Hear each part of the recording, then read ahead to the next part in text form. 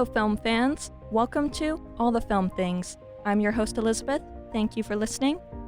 If you're enjoying this podcast, please leave a review or a rating. Also follow All the Film Things on Instagram for updates and more film things.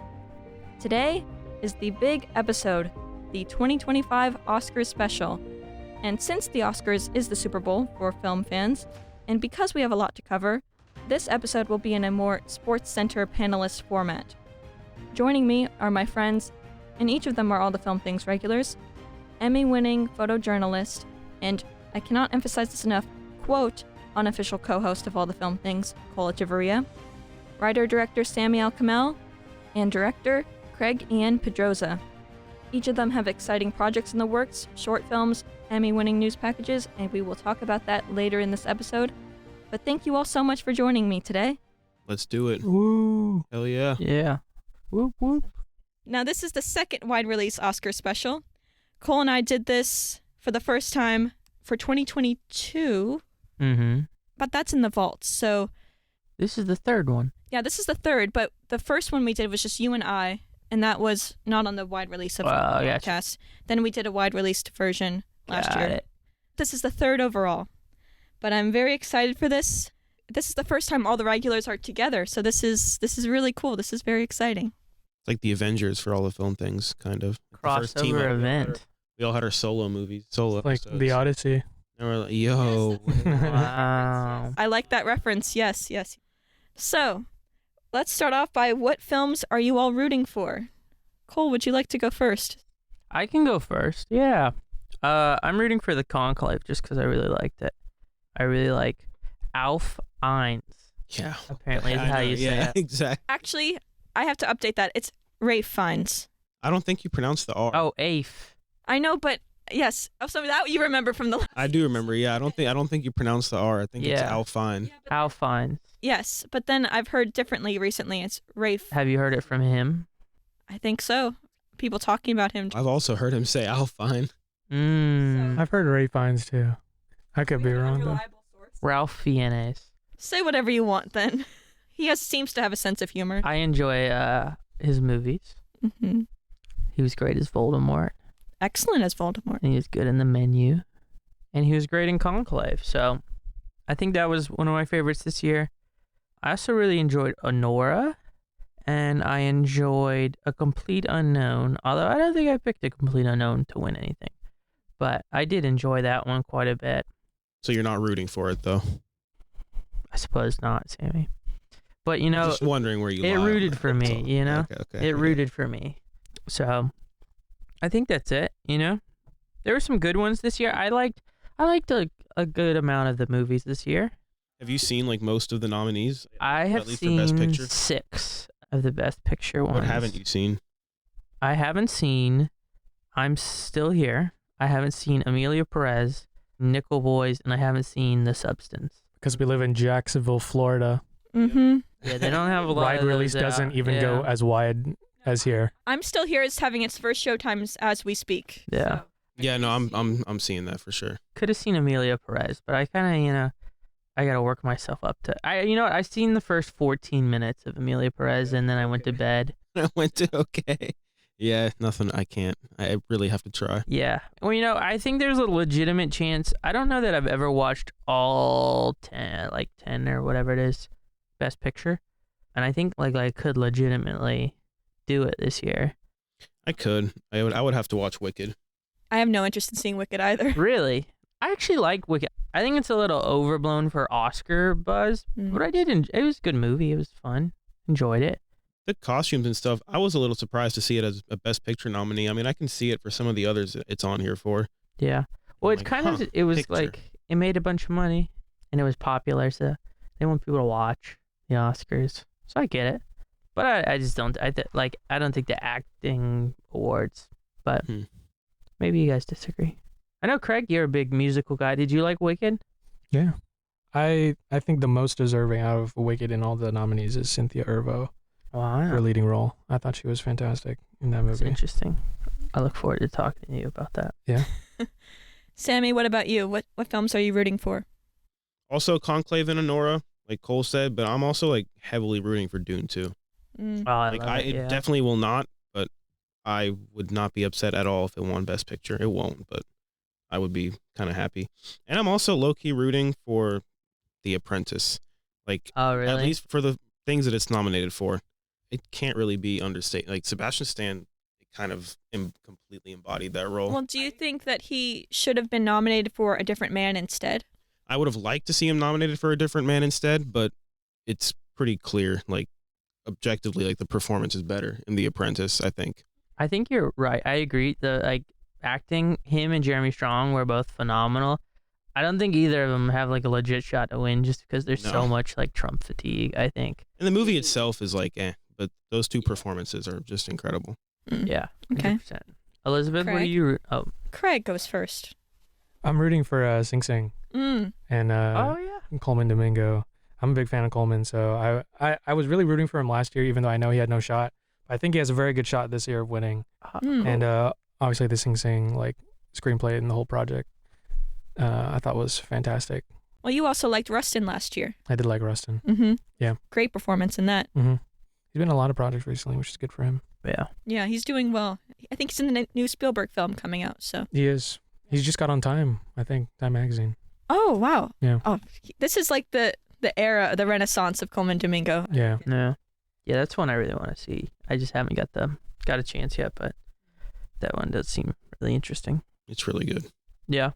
It just had a re-release in theaters. Yeah. That's when I Oh, went to really? go. Yeah, That's when why I I saw went it to too. see it. Yeah. I know Cinemark is like the week before the Oscars is like re-releasing all of them, Mhm. Mm-hmm. but I want to like try and get a decent amount of them because you can't like I won't have time to go see like everything that I haven't Yeah. seen, so I'm trying to like make up ground and then see like okay maybe I can go see Nickel Boys or something like. You should. Well, you said The Substance was one of the ones you haven't seen. Yeah. Watch that in a theater if you can. Maybe. Really? Yeah, that's. I a was theater thinking about movie. renting That's a it. theater movie. Okay. I saw that like it was like one of the maybe not opening day but opening week at least, and it was a packed theater, and that was the right way to see it.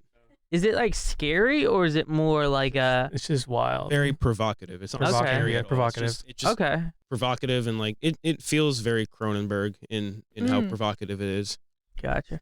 Like Nosferatu was kind of similar in that. I mean, it was kind of scary, but it was also more kind of like an edgy, uncomfortable feeling. That one's like Yes. edgy though. It's not provocative in the way that is very like Substance.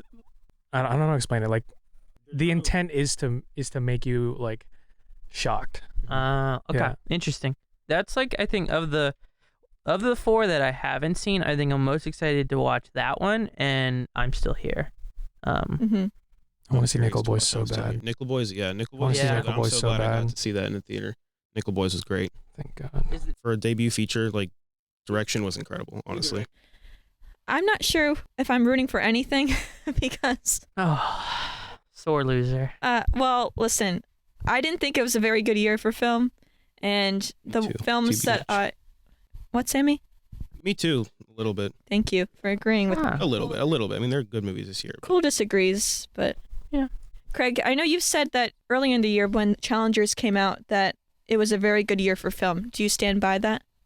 Yes. Okay. All right.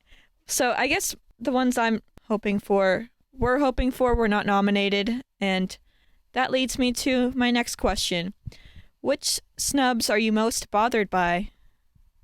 Anyone want to take that first? Sammy, you look ready. No, it's okay. I won't go first. You want me to go first? I can go first again. All right. Challengers, I really liked this year. It was one of my top 5 Mm-hmm. movies. I mean, it's like a April release or whatever, so it makes sense. But I thought at the very least, original score, because I thought the score was phenomenal. Agreed. Editing was really good from my amateur eye, and I thought at least like 1 or 2 acting, like either Zendaya and probably is it Josh O'Connor? Okay, Yeah. Josh O'Connor. I probably thought him more than Zendaya, but I figured both of them. I thought Zendaya had a good shot just because she's so popular. Well, you're critical of her acting, her work. I mean, of her in general, but Yeah, I liked her in this though. Ah. I think, okay. Agreed. and I really like Josh O'Connor in this. And then I mean, you could have done best. Like, it could have gotten a lot because I thought it was well directed. I really liked the cinematography and the editing, so I thought it could have got for a lot and didn't get any, so I thought that was surprising. Yeah. And then Civil War, I thought was pretty cool. But it's like those early releases, they're not really like gunning for like awards, but I really enjoyed that. I thought it did some interesting stuff, shooting and editing wise, and I thought acting was pretty. What would you say it got like snubbed for? Like if you were to put it up for one Civil category? War? Yeah, because I think it was a heavily slept on movie, so I kind of agree with you. Probably editing and cinematography. Editing for sure, I think. And Yeah. Yep. And really directing.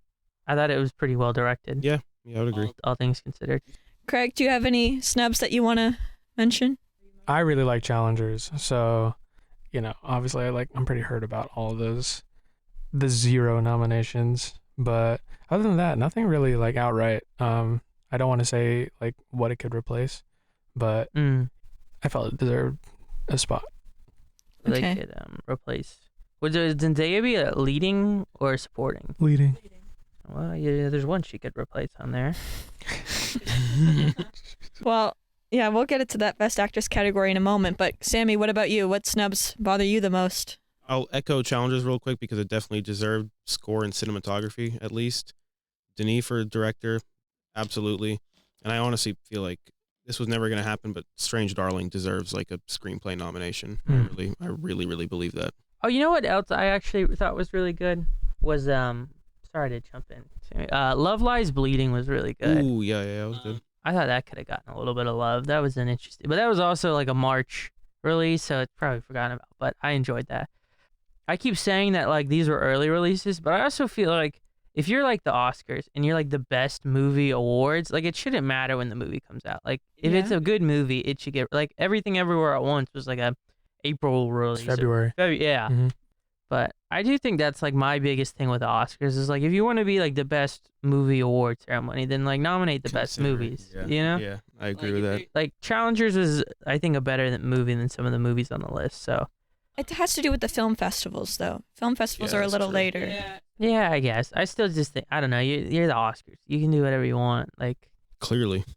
And it's all kind of in the spirit of promoting good movies and good film, like promote good movies and good film. But then it's like, it feels like this cycle that's like, I agree with your statement, but then a lot of filmmakers as a whole and studios want to release their movies later in the year to cater to that whole approach that the Oscars take. So, yeah.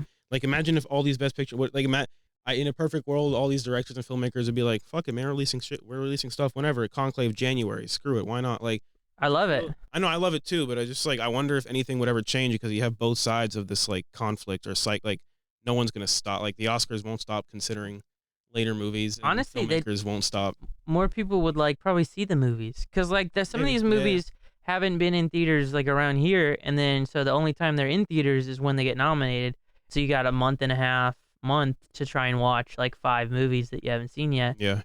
I feel like September never really has like any good movies out. I feel like sometimes like this February, March, April kind of you get maybe 1 or 2 good movies a month. Like spread it out. Yeah, I know. You get like the summer blockbusters, like and then just hit dead zones. It's a competition thing though. Like they're not making it for the Oscars, they're doing it to make money. Yeah. When they plan their releases and their distribution, it's all planned to, and from my understanding, most distributors understand when a lot of the other, because everyone has like friends everywhere. Mm-hmm. So most people have a general idea on when certain projects are going to drop, and they're trying to drop their project and like, oh, mine is similar to this, or this project will draw all the box office numbers. Mm-hmm. And so I want to release at a time where it is most optimal for me to make the most money. Yeah. And, just hope marketing carries you away for, you have to trust the movie too. So it's kind of like, you just hope the movie, you'll never know how it's going to be received really.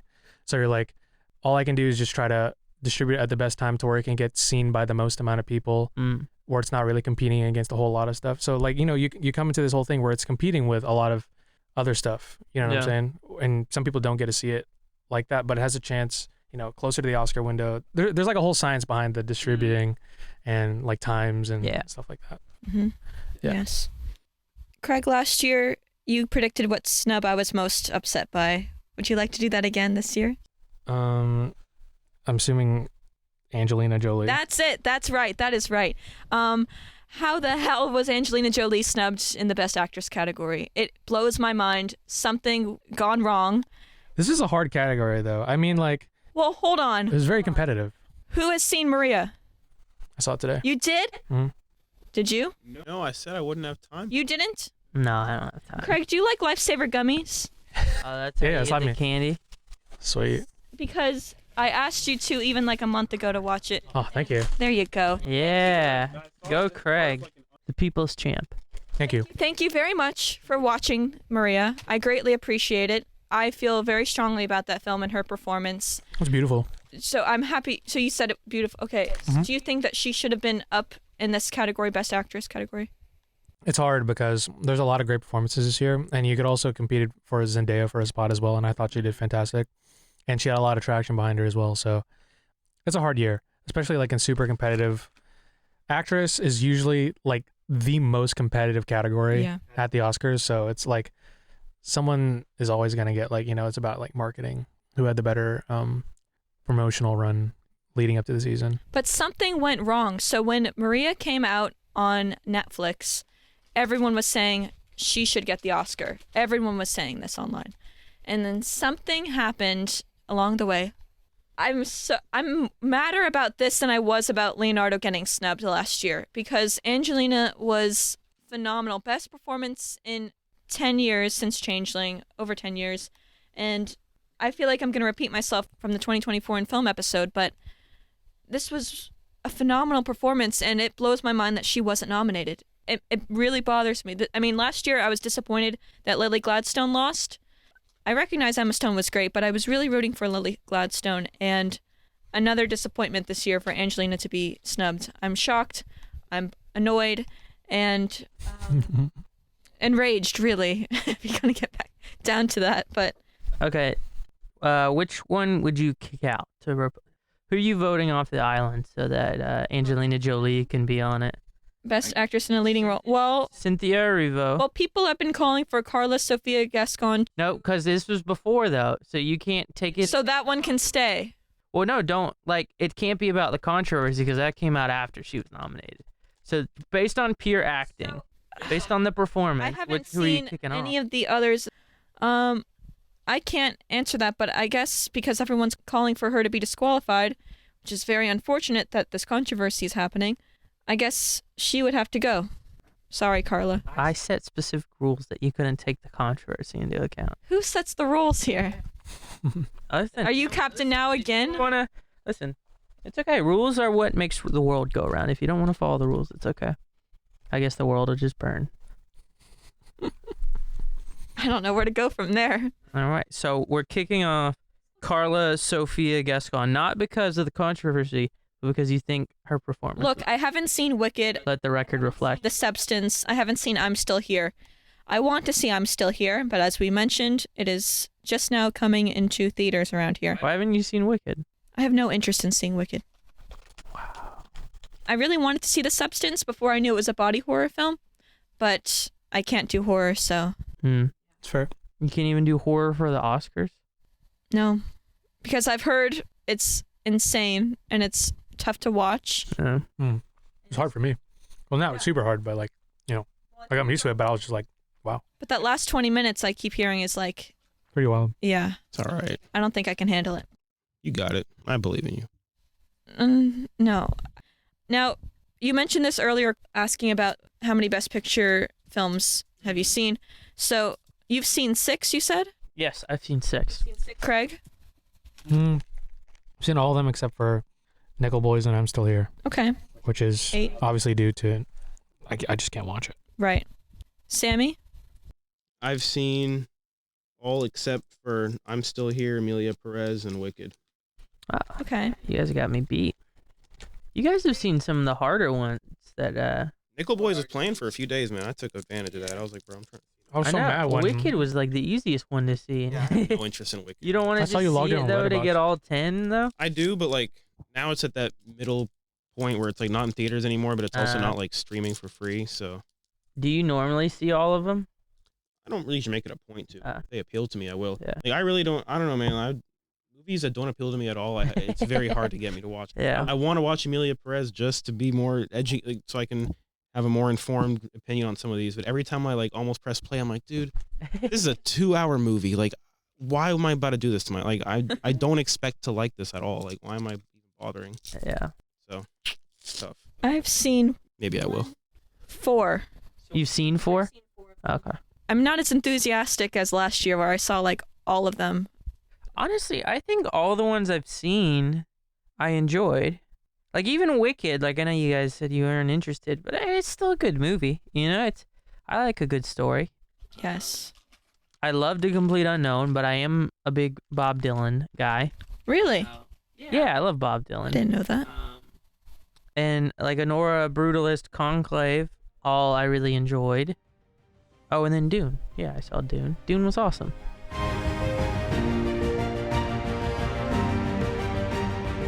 Should we get started with the categories? Let's do it. All right. Actress in a supporting role. Oh, this is a hard one. Who wants to start this one off? That's okay. I'll go first. I picked Felicity Jones for The Brutalist. Interesting take. I thought she was good. Even though she's like not in the first half of the movie, I mean supporting, so it doesn't really matter how long you're in the movie. But I thought she was great. I thought she was like an interesting character with a lot of depth. And I just thought it was an interesting arc. And yeah, I thought it was great. She's got really good range, and I think she showed that in this. So it's an interesting role. So I enjoyed that one. My second pick, I don't know what my second pick would have been. So the only one I haven't seen is Emilia Pérez, as we've said. And so I know Zoe Saldana is a prominent front runner, but I don't know enough about that one to really pick it. And then I didn't think Isabella Rossellini was in the movie enough to really deserve the award. I was kind of surprised she got nominated, even though I love Conclave. Monica Barbaro was pretty good in A Complete Unknown, but I didn't think she was better than Felicity Jones at all. And then I just don't think Ariana Grande is really. It was not like an Oscar-y role. It wasn't really that interesting that deep of a character, so that's why I didn't pick it. But yep, so I went with Felicity Jones, The Brutalist. All right, Sammy. I went with Zoe Saldana just because I expect her to win for this one, honestly. I was also surprised to see Isabella Rossellini on here because and I loved her in Conclave, but I also was like, oh wow, I didn't really feel like she was in the movie enough to be on here. Mm-hmm. I would like to see it go to either Isabella or Felicity, honestly, even though I did select Zoe just because I figured she probably will end up getting it. All right, Craig. Yeah, I have Zoe. Like my prediction is Zoe will win it, but I would like Monica Barbaro to win just because I thought she had a pretty solid performance, and her impact in the movie was pretty strong compared. I mean, like a lot of them obviously were great. Just to piggyback on you, Craig, A Complete Unknown is basically like a musical, right? It was like a little bit of acting and then they do a song. I feel like kind of watching it, you kind of like underrate the acting when they're singing. Mm-hmm. I think maybe I do that. And so I think like it's kind of easy to forget that's part of the performance. Yeah. And I thought she was phenomenal at being Joan Baez. Mm-hmm.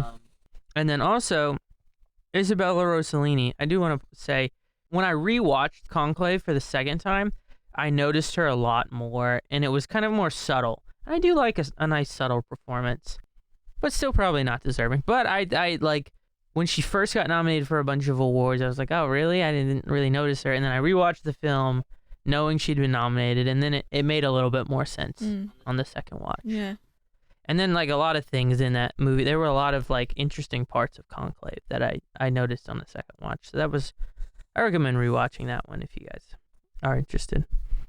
Zoe Saldana has a wide lead right now for supporting actress. So I guess I'd pick her. I did like Isabella Rossellini, but again, she had a very short screen time. Felicity Jones was very good. I just didn't feel like she had enough moments to shine. Like, she had that big scene towards the end, but she didn't come in till after the second half, after the intermission. But she was great. I haven't seen her in much besides, I guess, The Theory of Everything, but she's very good. Yeah. All right, animated short. I'm afraid I haven't seen any of these. I feel bad. Me too. I picked Wander to Wonder just because I liked the name, but I haven't seen any. I respect that.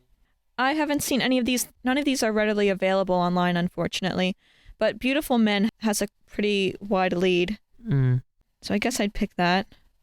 But yeah, some of these categories we're going to go through so fast because we don't have much of an opinion. But if only they would make shorts so readily accessible around the... Yeah, that's what kind of sucks about Sunray being gone, is that's what they did, is they had you could see all the shorts in each category and like go for like 2 hours, and it'd be kind of like a fun thing. But yeah, I don't know, maybe Cinemark will do it or AMC will do it. I feel like they do, but I feel like it's not as fun. I feel like it was kind of fun to go to like a small local owned theater, but Cinemark does it, but it's part of their, like, when they bring back the Best Picture gotcha. nominees, they play the shorts as well. Gotcha.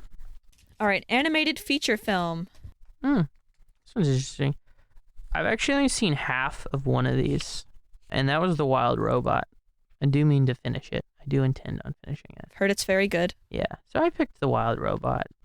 Sarah, my fiance Sarah, she saw it, and she really liked it. She said it was really cute.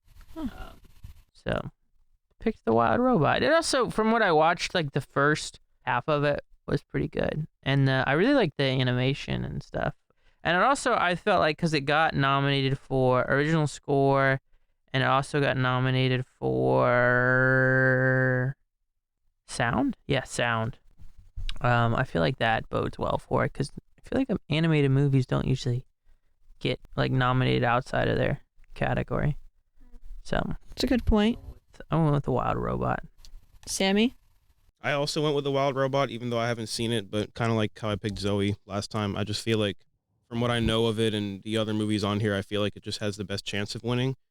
I almost went with Inside Out 2, because I have seen Inside Out 2, and I was very surprised at how much I liked it. I really went into it I put off watching it for so long because I loved the first Inside Out, and when this one came out, I was like, I just can't do it. It's going to be bad. I'm going to be let down. Let me just not ruin a good thing and just stick with the first one. But then it dropped on Disney Plus, and I'm like, you know what? Why not? And I watched it and was very pleasantly surprised. I think it was very well animated, and like it felt like the best version of what a sequel to a Disney Pixar movie could be in 2024, kind of, honestly. So I wouldn't be upset if it won. But I do plan on watching The Wild Robot before the Oscars because it's been on my watch list since it came out. And I read something about when they were making a sequence in The Wild Robot that I haven't seen, obviously. I just read something about the director being, we were very inspired by Dunkirk for this scene. And that alone, I'm like, okay, I have to In The Wild Robot? Yeah, we were very inspired by Dunkirk for some flight scene in The Wild Robot. All right, now I'm interested. Yeah. That is interesting. So that immediately kind of I'll have to pay catapulted attention to that as a priority. Craig? I have The Wild Robot winning, and I also want Wild Robot to win just because I thought it was like one of the best animated movies I've seen in like years. I thought it was like a masterpiece in like Let's go. animation. I mean, like once you see it, and like if you see it like really pay attention to it, you're just like, holy shit. Like the amount of work that went into this is just absolutely fucking insane. Let's go. But I've also heard a lot of great things about Flow, and I think that has a very good chance as well. Flow won Golden Globe, didn't it? Yeah. For anime, yeah. So I think that has a very good chance, but I haven't seen Flow. I've heard many great things about it, and I heard it has a really good chance. Wild Robot, I thought, is fantastic. So if Flow is anywhere near as good as Wild Robot, I would be very interested to see. All right. The animation for Flow looks very cool. I like the poster for the film. Shout out to my friend Matthew Cote. He's my friend from Canada. He said The Wild Robot is a must-watch. So Damn, see all that. God damn. Yeah, I'm watching this tomorrow. I guess I'll just take your word for it with The Wild Robot. I mean, Flow, I feel like could take it. That one's about a cat, right? Okay. Black Cat, yeah. Original screenplay. This is a good one. Cole, you want to start off? You want me to go first? I keep going like seniority because... Seniority? Oh my goodness. Then you should have been starting with Craig and Sammy. No, you've done 20 episodes. Oh. I think. I think just life seniority, they got me. Sammy's second. He has the second most amount of episodes. And because your names go in order. I am going second. This one's like one of the hardest categories. Yes. It's like so incredibly hard. But I went with The Brutalist. And you know what? I might change this by the time we get to Oscar day, just because, all these movies are like really. I mean, I haven't seen The Substance, but Anora, I've already talked about. Really loved Anora, and the pacing. You guys have all seen Anora. The first half pacing versus like once it like starts to slow down pacing. I think that's really like a really interesting thing. I think dialogue was really interesting, and just kind of the whole crafting of the story was incredible. A Real Pain, I really loved it. It's kind of more of like a subtle, more of like a modern screenplay, I guess. Not one you necessarily would think of, I think, in terms of an Oscar. What do you mean modern screenplay?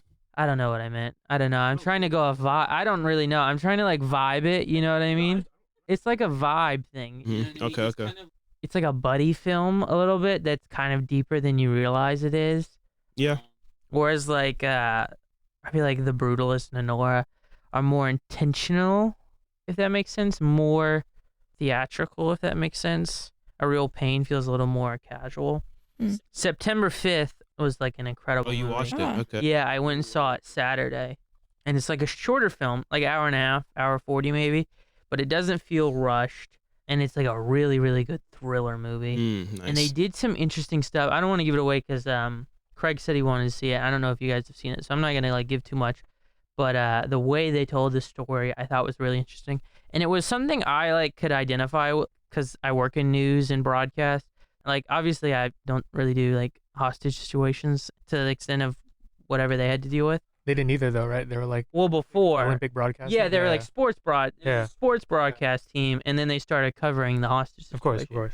Yeah, but like covering live breaking news, I could relate to, and like, but it was also cool because they like show kind of like the process of, you know, telling news back in the 70s when this happened. So I thought that was interesting.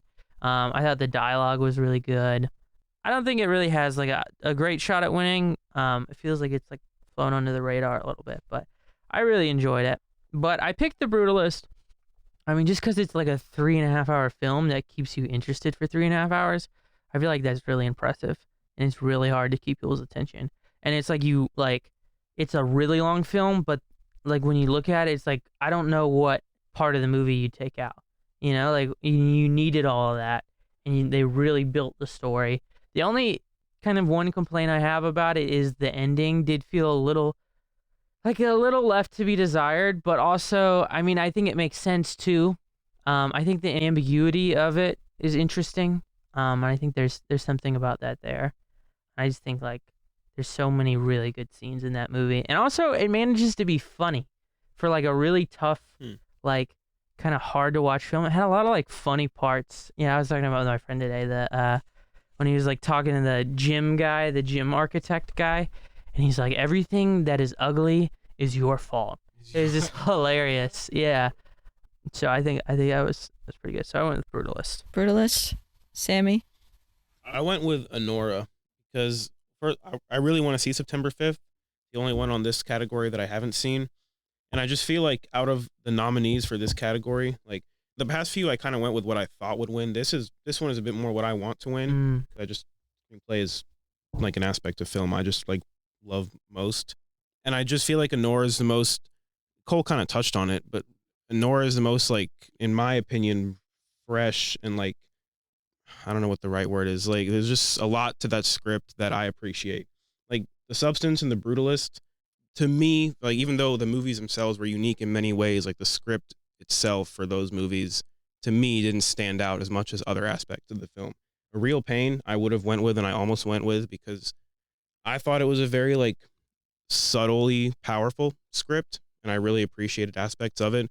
But at the end of the day, like, Anora to me was extremely enjoyable. Like, when I watched it a second time, the writing stood out to me even more. Like, there's so much about Anora that makes it, like, just really incredibly unique, and I would have loved to see it win original screenplay.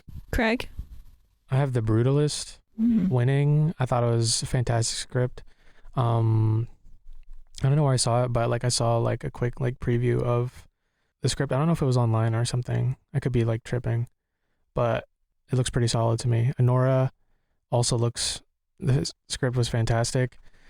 And yeah, another shout out to the Challenger snub, because I actually read Justin Krzyzewski's screenplay, and I showed it to some parts to Samy, and it was I thought it was so cool. Anyways, yeah. That is one it could have won for.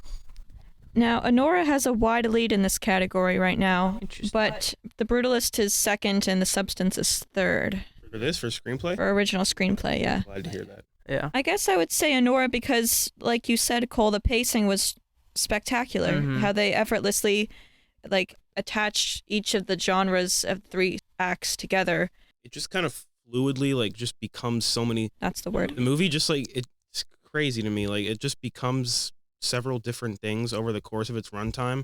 And, like, you're very aware of it becoming these different things. And, like, in a lesser movie, it would stand out so much more, like, in a bad way. But watching Anora, it's just, like, the way the pieces of this movie fit together, it's like it was meant to be. Like, I could not see it made any other way. But it's just so cool how all these different aspects of it come together. Yeah. Is the pacing, though, to you guys, and you guys do narrative, I don't really do narrative, like, I'm not as well versed in narrative. Is it editing or is it the script, what I wonder? You know, because I feel like part of it's editing, you know, and part of it's directing and how they put it together.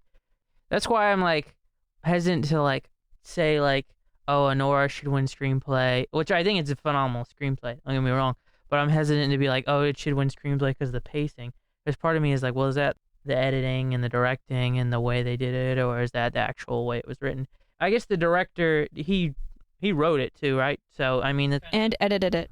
Yeah, so he probably kind of had a hand in all of it with pacing. So it's kind of hard to, like, from that standpoint of it, to, like, nail down, like, what it deserved credit for. I mean, I think it's one of those things where, like, he wrote it knowing he would direct it and edit it. So it's like, you want to credit the screenplay, but you also want to credit all 3 aspects of it. But at the end of the day, you're crediting the same guy. You're crediting Sean Baker for all of it. Yeah. So it's like, I feel like he wrote the script knowing, like, okay, like, I'm going for this pacing in the script because I know I'm going to edit it this way. I know I'm going to cut it together this way. I know I'm going to have certain scenes play out this way. So, like, it's like an easy answer, the mix of all 3, I guess. Yeah. But I think the script the most lays a foundation. I mean, if the script didn't have good pacing, the editing and directing couldn't save it that much, you know? Yeah.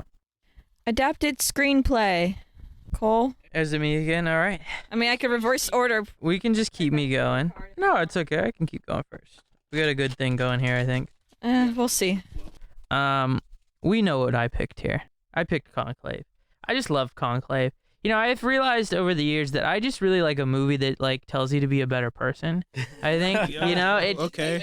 No, that's tight. Yeah. But, like, I think I was telling Elizabeth that I loved the last Mission Impossible because it was, like, it just, like, Tom Cruise just, like, cares about his friends.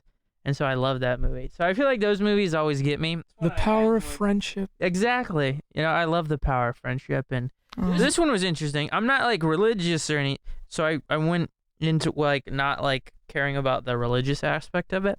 And it's almost like a political film set in a church. The thriller set in a church. Yeah. An espionage thriller set in a church. Political espionage thriller set in a church, which I think is really cool. Same, yeah.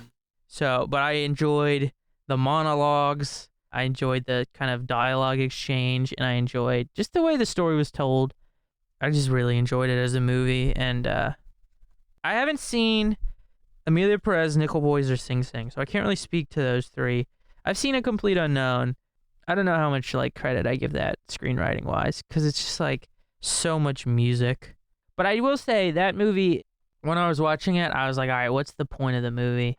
And then I realized, like, the point of the movie had already, like, was already happening.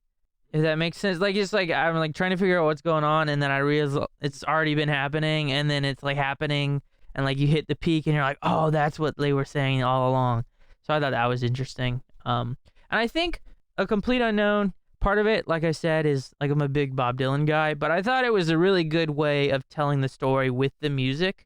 Each song kind of connected to the story really well, and I thought they really embodied who Bob Dylan was in the film really well. And part of that's Chalamet, and part of that's the writing and directing, I suppose. But Conclave all the way. Sammy?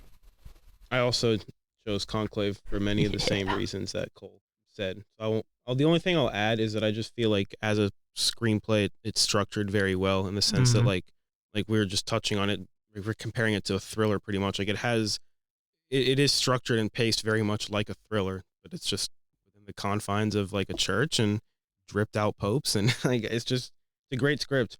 I almost put Nickel Boys, but I didn't, because from what I haven't read the book, but from what I've, like, read online, people praise this movie more for, like, its style and less about its, like, faithfulness to the novel. So for for that reason, I didn't put it.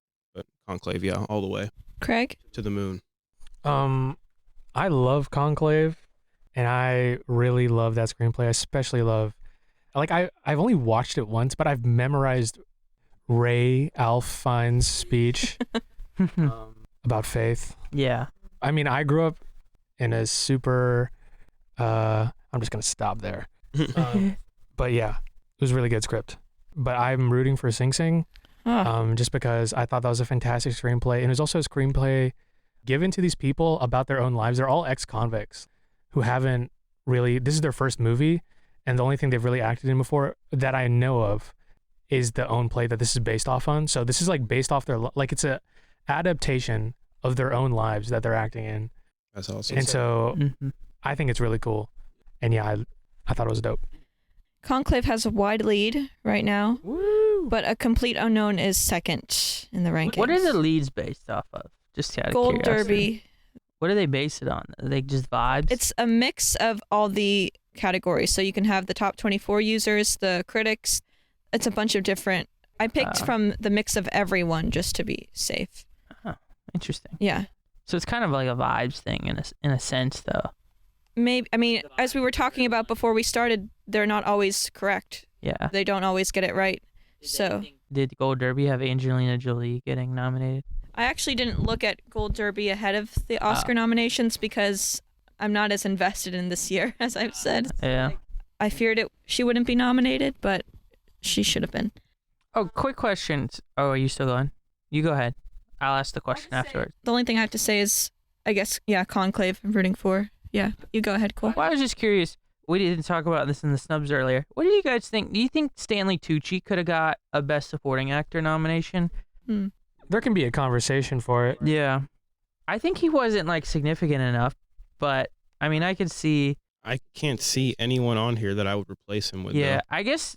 Even though I'm not too hot on A Complete Unknown, I do think Edward Norton was still better than Stanley Tucci. Okay, that would be honestly the one. That would be the one I'd sub it for. But I remember when I watched Conclave, I thought, oh, Stanley Tucci should probably get nominated. But then I watched A Complete Unknown, and I was like, oh, Edward Norton should probably be nominated. So, no, I get that. But someone had asked me about it at work, so I was curious what you guys thought. Makeup and hairstyling. Cole? I picked The Substance. Yeah. I saw like pictures and stuff from it, and Margaret Qualley was talking about the like how the stuff on her face like messed up her face or whatever. Mm-hmm. I feel like that was probably Oscar bait, but you know I feel like that's also kind of cool, so it kind of works as Oscar bait. And then Nosferatu was pretty good. The actual Nosferatu guy was pretty gnarly looking. The guy. Yeah, the Count. I used to see Wicked, but like, also I don't really know how to judge makeup and hairstyling, but I feel like the most significant part about Wicked was that she was like fully green. Well, so didn't you say last year that you judge it based on how ugly the people are? Did I say that? Something like Well, The Substance, I feel like they got pretty ugly. Yeah. Although Nosferatu, the Count, pretty ugly. I didn't even realize that was Bill Skarsgård. Bill Skarsgård. I was like, no way. I thought it was like, I was like, is that a Willem Dafoe playing like a second character? I know. Well, because the voice. I was like, that sounds a little like Dafoe-ish. Dafoe-ish. Yeah, like it's got like that rat. Like I was like that Green Goblin. Like Spider-Man. You know. Spider-Man, I am. Yeah. Exactly. Exactly. Dude, the Perfect. imitations on TikTok were just absolutely hilarious. Yeah. Nosferatu impression. You should. But no, I went with The Substance. I also feel like The Substance is kind of like the like popular like come out of nowhere one. So I feel like they got to give it. They'll probably give it one or two. Sammy? I want with all my heart for a different man to win, but it's not going to. Mm. I could see Nosferatu winning because Orlok, like Bill Skarsgård, is like unrecognizable in that completely, and even just like all the attention kind of goes to Orlok in that movie, and I guess for good reason. But I mean, just the makeup and like hair, like I can't remember anyone's name in that movie, but Lily Rose Depp and Nicholas Hoult, like just the characters in there, I really just feel were like dressed really well. Like everything was evocative of the time period. Like Lily Rose Depp, every scene had some crazy new wig and shit. I was like, I liked it. I really want a different man to win, but it's just not gonna happen, sadly. She's like one of the ones that you would think like has like the face that like can't be in period pieces, like Dakota Johnson. Yes, actually. Yeah. But she actually she looked ugly enough to be in that time period. Lily Rose. Yeah, she's beautiful. She's Johnny Depp's daughter, and who's her mom? Vanessa Paradis. She's a model. Oh, well, a model. Yeah. So maybe it does deserve makeup and hairstyling. Craig? I didn't notice her hair that much though.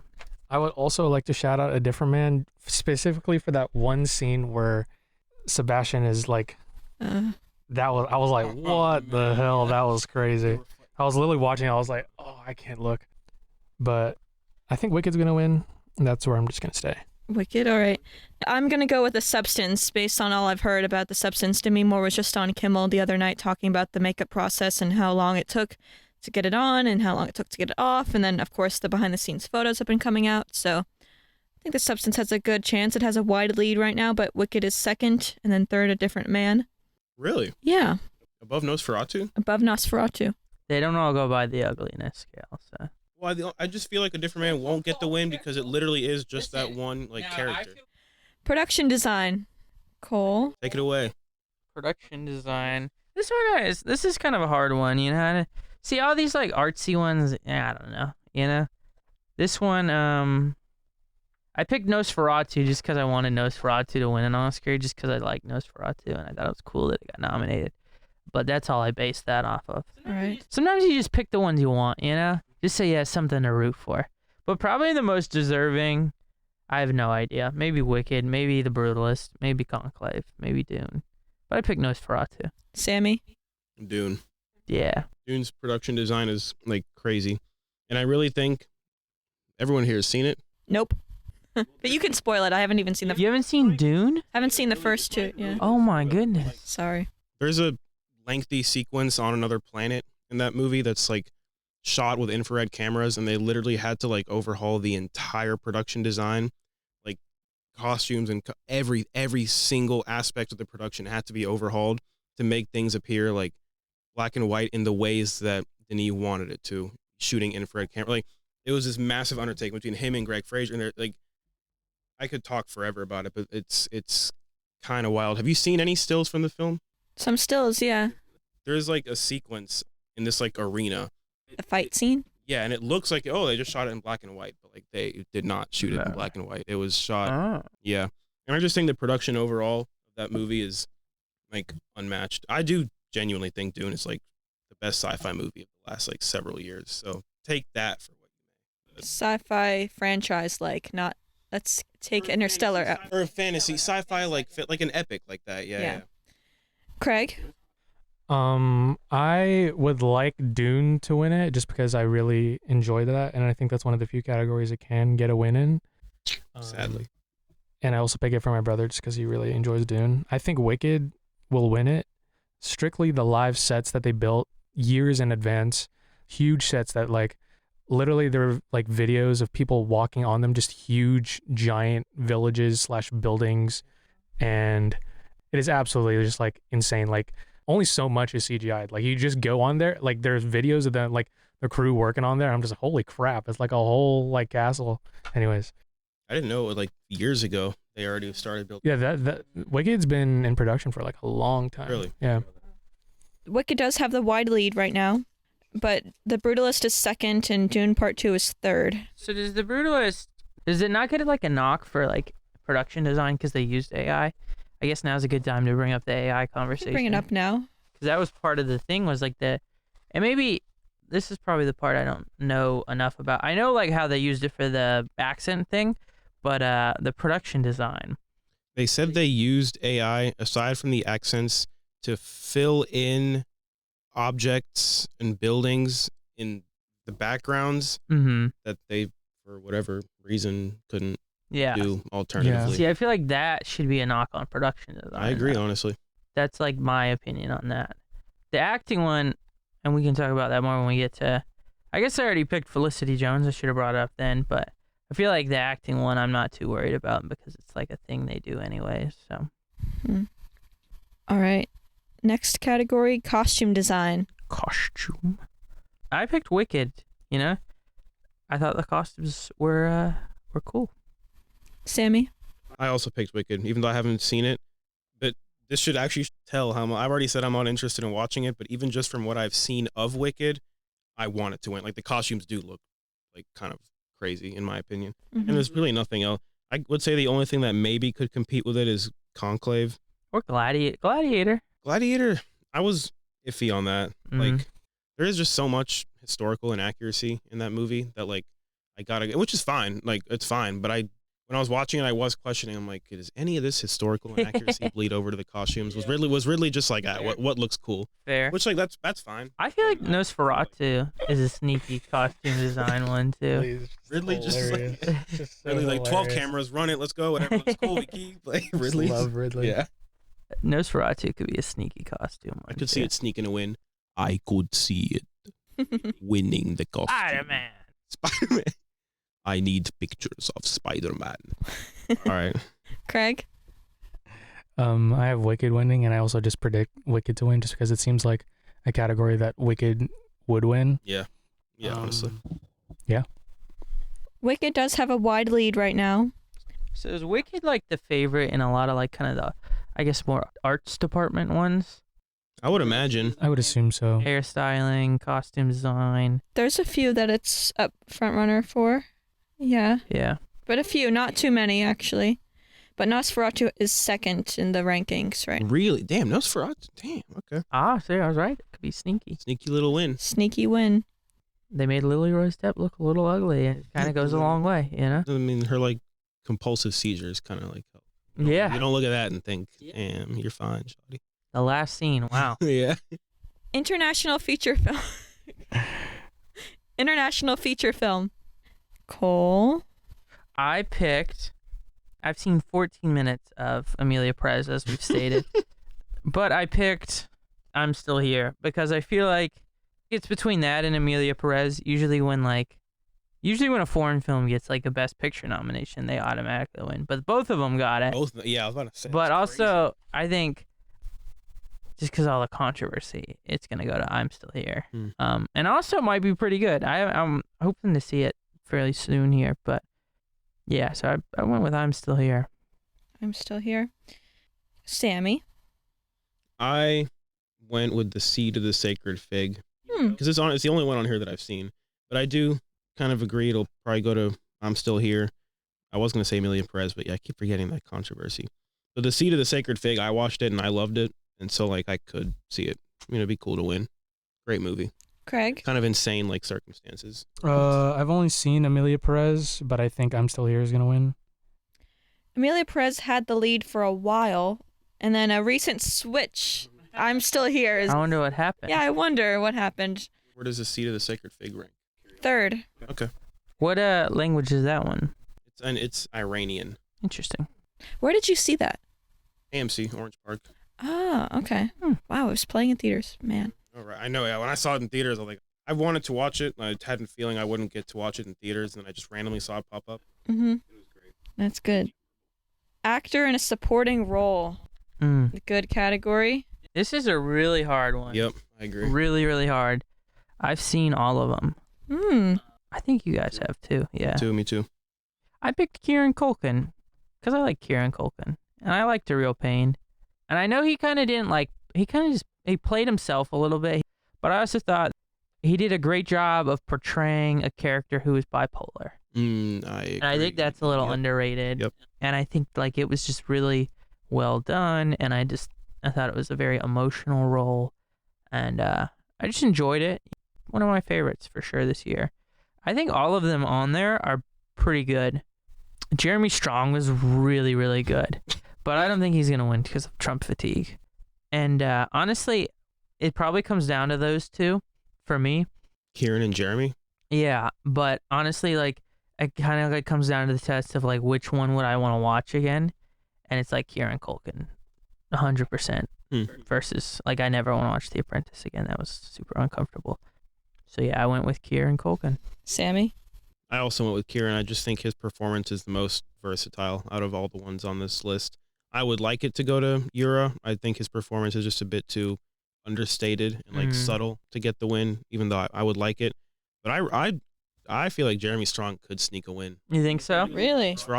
I feel like Jeremy could come out of nowhere. I love Jeremy Strong. Jeremy Strong's phenomenal. For a while during the movie, like for the first half of the movie, I was almost preferring him over Sebastian. And then in the second half, I kind of was like, all right, Sebastian more. But For winning an Oscar? just in general, me liking the performances, I was just like, who am I liking more in this? But I wouldn't be surprised if Jeremy like snuck a little win, came out of nowhere. Interesting. Okay. Craig? I think I like Kieran Culkin's performance in A Real Pain, but I predict Echevarria to win because I think he won the Golden Globe too. Yeah, he did. Kieran as well, but yes, I just predict Echevarria. All right. Guy Pearce is pretty underrated too. I thought he had some really good moments in the movie, but His momentum was really building for a moment, and then it somehow flattened recently. interesting. I liked him, of course, and like I don't think anyone on this list doesn't deserve to be on here. But honestly, out of all of these, I feel like Guy Pearce played like the same character the whole movie, kind of. Yeah, not much Except of an for arc. that one little scene towards the end, which was interesting. Yeah. But like, especially for a 3.5, I mean, everyone else here kind of has more diversity in their performance. Guy Pearce was like, I'm the angry, racist white guy. Like that's fine, but it's just like that was. Yeah, that's a good point. Yeah. I'm rooting for Kieran Culkin. I think his performance was what made me watch the film. I was intrigued from the trailer, and the writing for his character was excellent, and it was a really moving performance. It was a profound performance, and some moments, the moment where he's on was it the train or subway where he's like face down, he's like really feeling. Mm-hmm. That was a really like powerful shot in the film and powerful moment. So I'm really rooting for him. I hope he gets it. And he is the front runner right now, so. Yeah.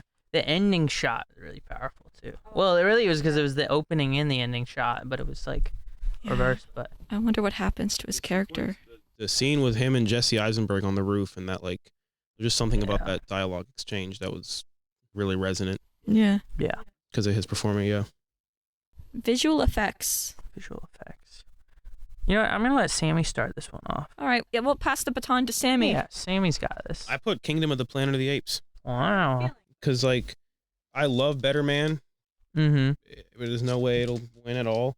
Alien Romulus to me is very interesting that it's on here because like I feel like it's the practical effects that made the movie so good. The VFX, especially like freaking Ian Holmes, I feel like wasn't anything to write home about. So I'm a little surprised to see Romulus on here.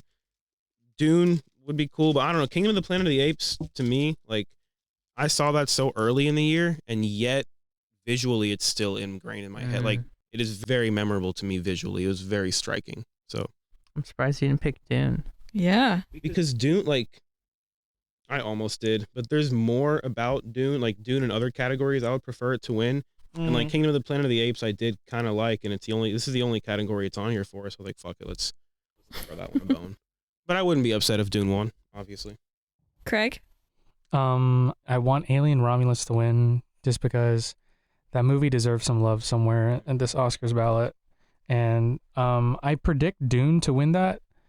And I also think the thing about the practical effects, I think you kind of have to have that perfect blend of practical and visual. And that's what kind of like, if you can make it seamless, then it's good. Yeah. Okay. I agree. Because obviously it's really hard to do straight CG unless you have billions of dollars.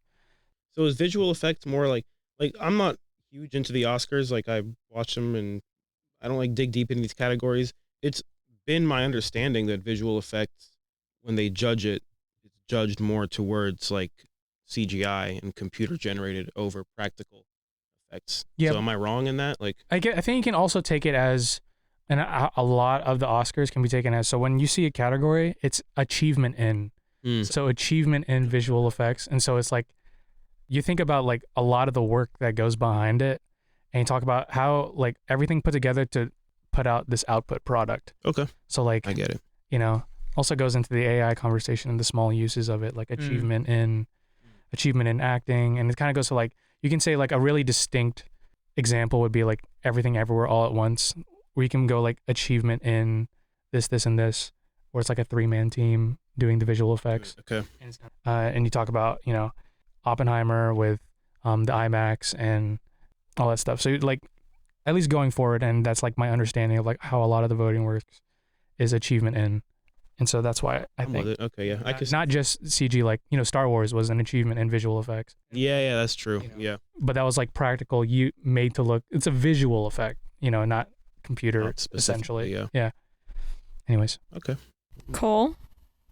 I went with Dune, mainly because I hadn't seen any of the others except for Wicked, and I thought it looked pretty. All right. Beautiful. Well said. Dune Part 2, it has the wide lead right now, but Kingdom of the Planet of the Apes is second. I do feel. I mean, if we're talking full CG, like if we're talking about something that's full CG, I think Kingdom is crazy good. The mocap is just so crazy. Like It's achievement on its own, man. actually Every year it's insane. nominated. I really was like worried about. I was like, nothing's gonna top that. Like this series is gonna go downhill now. Matt Reeves is done. That OG trilogy's done, but not OG, but you know the reboot trilogy, I guess. But I was just overall surprised at Kingdom. Good movie.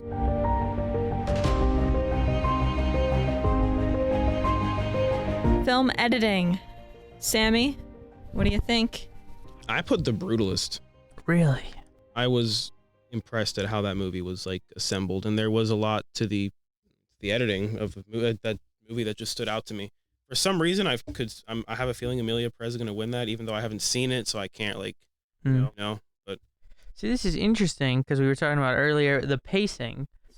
So the pacing, like, this is where I give Anora I give them their credit for the editing, because I thought the pacing was like really done well in the editing, and I thought it's more impressive to do like a really fast-paced edit for like the first part of the movie and then slow it down versus like the writing aspect of it. So I think it's interesting. And then I also give The Brutalist more of the credit for the screenplay than the edit.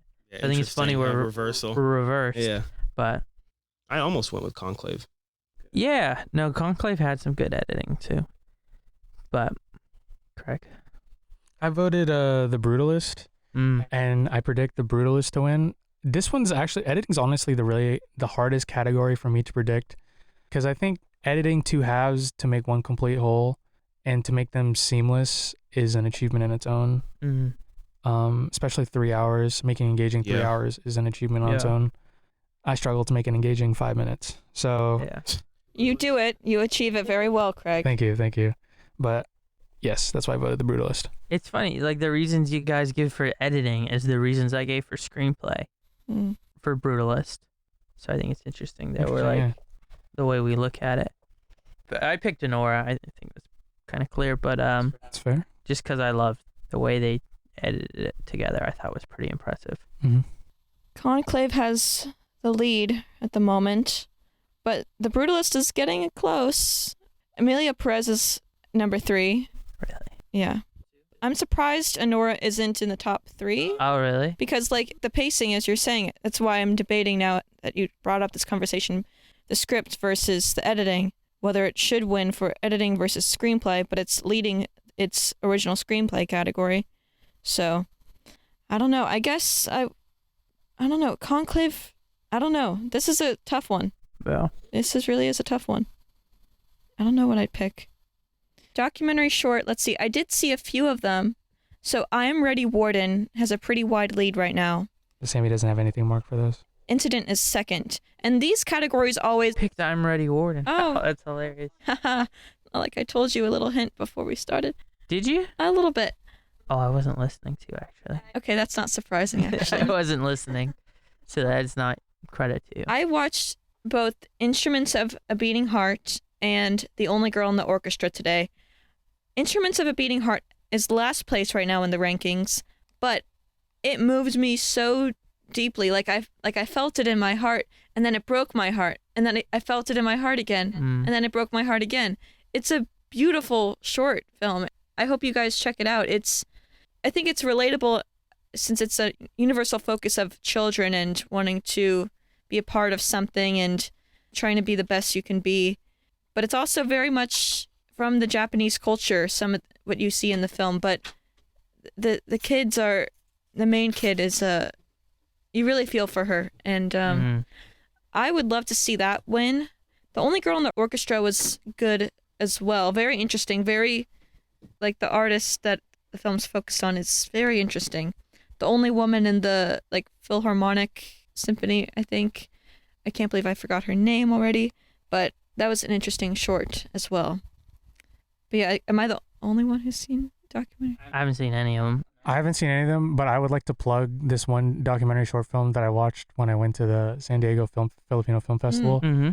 This person's my friend now, Sandy, who directed it and edited it. It's a documentary, and it was one of my favorite, if not my favorite thing that I watched at the fest, and I thought it was one of the most innovative documentary shorts ever. It's called Dear Watsonville. Absolutely fantastic.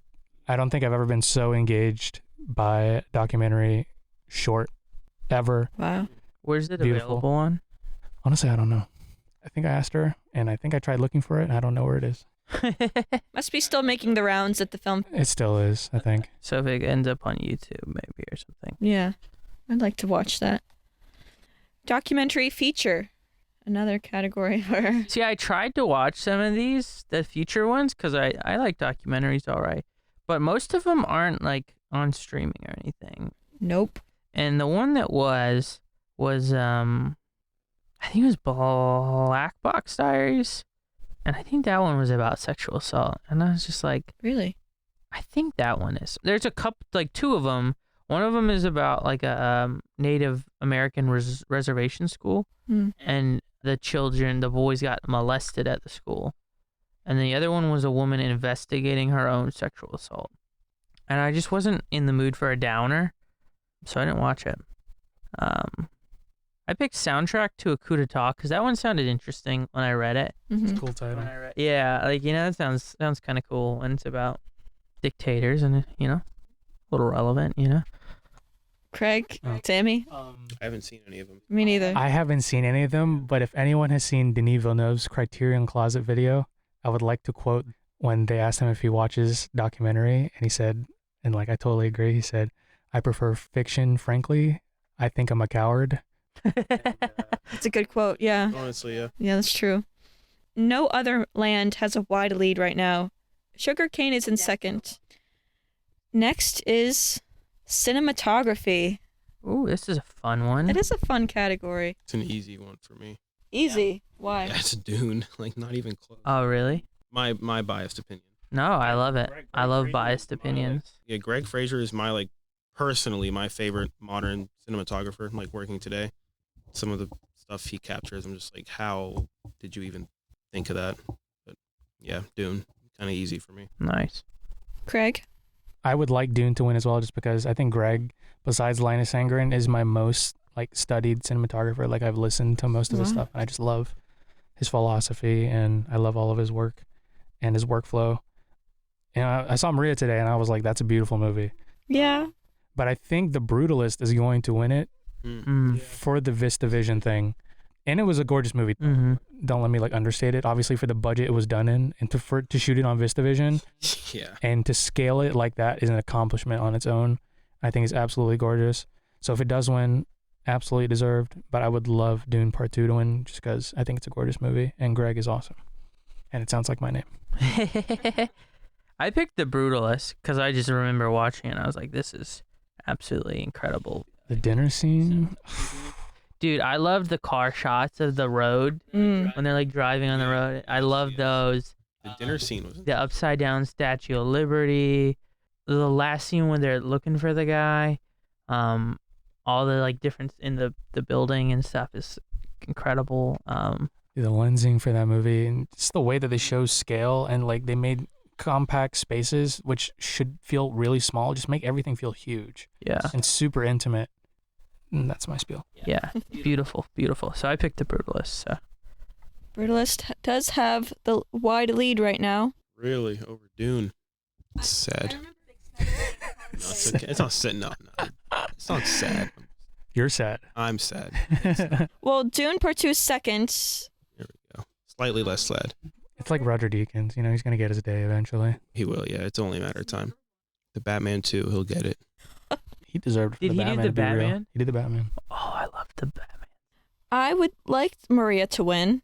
Like you said, Craig, cinematography is stunning. A lot of Pablo Larraín films are stunning. I mean, the whole series that he's done focused on women.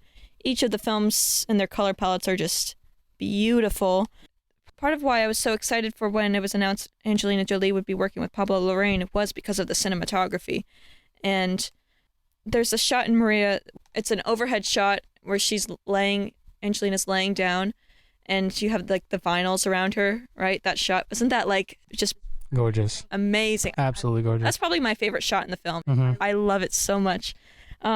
it would be nice for Maria to win because I think that's the only category it's nominated in. But The Brutalist has the wide lead, and Dune Part 2 second, Nosferatu third, Emilia Pérez 4, Maria 5. So, if only Maria would win, that would be great. And I know this would get a rise out of Cole, but just saying, Joker Folie à Deux could have been nominated for cinematography. I agree. Thank you, Samy. I agree. Very well shot. Sure. You can watch it at the Razzies if you want. Oh my God. That's so wrong. That's so wrong. But you're actually being really nice today. You're not. I am being nice. You're the one who's kind of being a little mean, but I haven't said anything about it, you know? Because I'm just ready for your attacks. I don't mean to be mean. Hurt people, Elizabeth. All right. Well, I guess I'm just caught off guard by how kind you're being today. It's fine. All right. Cinematography. Live action short. I picked The Last Ranger Guilty. The Last Ranger. just because I thought it sounded cool. I know. So it, makes you sorry. feel it makes you feel like such a freaking So fraud. sorry. Like, I haven't seen I'm Not a Robot any of them. was very good. But I feel like it's too close to Wild Robot, and I just feel like that's From too the much title. robots, you know what I mean? Like, He's not a robot. Like, I know, but Well, that's what a robot would say. He was trying to trick you. uh-oh. that's true. You got to see the film so that could actually be concerned. Yeah, I'm not a robot. Well, you don't know. What if it is? What if the short is like a robot trying to deny that he's a robot? Dude. Like, I could be. Well, Did I just figure it out? Sammy just kind of figured it out. Well, yeah, you take my credit. My bad. Fine. It's very good. Alien was of, See, that's too close to Aliens. well, Aline? Romulus. Alien or Aline? I mean, the film is about ice and I get it now. Okay, so it is like a play on Alien and Alien. right, yes. That's kind of cool. Okay, that's my vote. that's Because wordplay, that's all it. wordplay. That's all it took for me. Are a lot of these available on YouTube, you said, Craig? A lot of them. I know Short of the Week and their team. I get a lot of their like daily newsletters, and they like curated like a whole list of where you can go watch it. Oh, sweet. Okay. There's lists out there where it's just like, to click this link and then it's here. A lot of them are online so people can see it. The Man Who Could Not Remain Silent has a pretty wide lead. Anuja, I hope I'm saying that right. I watched it today. I don't know if I got it mixed up, but that has second place right now. Third, I'm Not a Robot. 4, Alien, however you say it. And then The Last Ranger.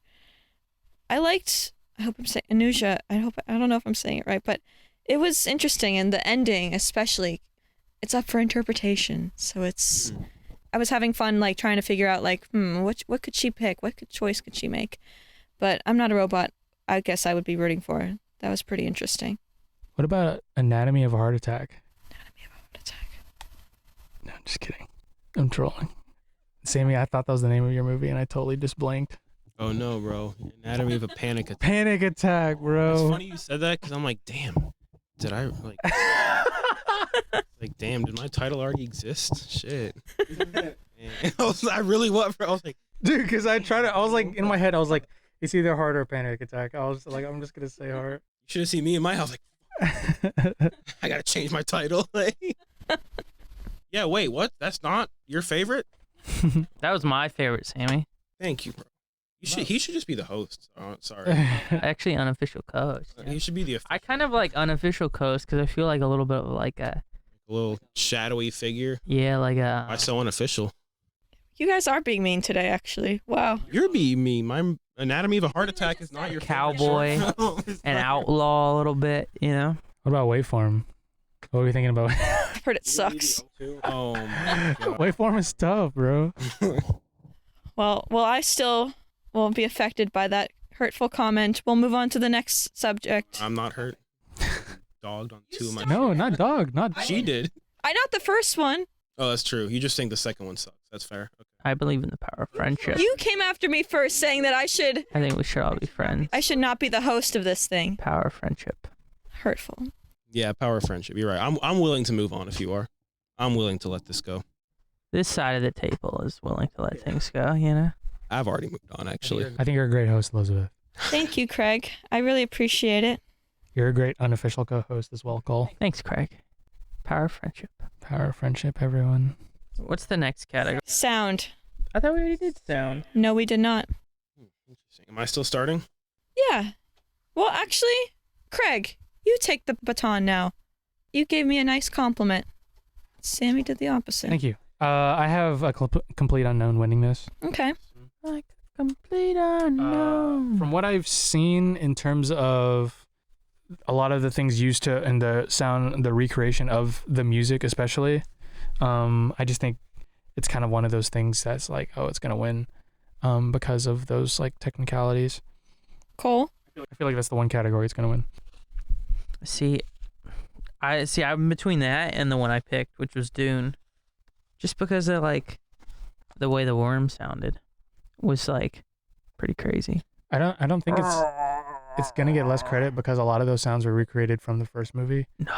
Well, like that's how, it just carried over. Like that's just natural. Like, you know, like they made the sounds in the first I movie didn't realize that to mattered. do less work on the second Yeah, movie. that's why the score was ineligible. Yeah, which is why I was interested that they saw it. Unless there's like a whole bunch of new. Obviously there is, but I would like to see like where the new stuff is at. I'm changing to a complete unknown because I really thought it was, and because that was the whole thing, is they did the music live, which is like really hard apparently. Yeah. Mm-hmm. And it sounded really good, really crisp. I literally, like, knowing the sound issues, the coolest part for me in A Complete Unknown was when Monica Barbera was singing into the mic and then she moved it away from her hand, and transitioning from those two mics, I was like, where's the other mic? Like, and like, how did they make it sound so seamless? It was like a small thing like that where I was just like, that was cool. Yeah. That's true. All right. Samy? I have Dune winning, even with what Craig brought up about Changed it. Craig already a lot of sold it me. carrying over from the first, because that is why the score was ineligible, and so I was a little surprised to see it sound, but then I thought about it more, and I do think like there's a lot of things about part 2 that is such an expansion of the first, and I do think like sonically it's a much more diverse, and like just by nature of this having more action in it, way more action than the first one, there's so much introduced to like the scale of the action sequences. Like, yeah, you did hear sandworms in the first one, you did hear the spice harvesters, and so you heard all this stuff in the first one, and now it's carried over into the second one and just like made even more grandiose. Like in some of the biggest set pieces in this movie, like the score is working, but like the sound design is honestly doing so much heavy lifting, especially in like when Paul mounts the worm for like the first time. Well said. Wicked has the lead right now, Whoa. but it could be close because Dune Part 2 is second. Really? Complete Unknown is third. Maybe I'll change back. Yeah, stick with the original vision, man. I know. See, I thought A Complete Unknown was great, but I was like, well, Dune was probably better. I think A Complete Unknown is like, realistically I could probably see it winning over Dune, but I want Dune to win. Yeah. Fair. Original score. Craig? Challengers. Yeah. That would be my vote. This was hard, man. I voted Conclave. I feel like I was supposed to pick Wicked. Like I initially picked Wicked, but I was like, it's a redo of the Broadway recreation. So it's not like, in my head, it's not really a original. And so I feel like that's going to knock on it. Maybe it will win, but in my head, I'm like, it's just a redo of, and I thought they did fantastic. And obviously there were some minor changes, which a lot of the Broadway people did not agree with, but I thought it was great. And for that, because it is not completely original, even though there was like a new song or something like that, I think Conclave's going to win. Cole? I go with vibes for this, so I picked The Brutalist because I thought The Brutalist, the vibes of the score were the violin, dude, just gets you going.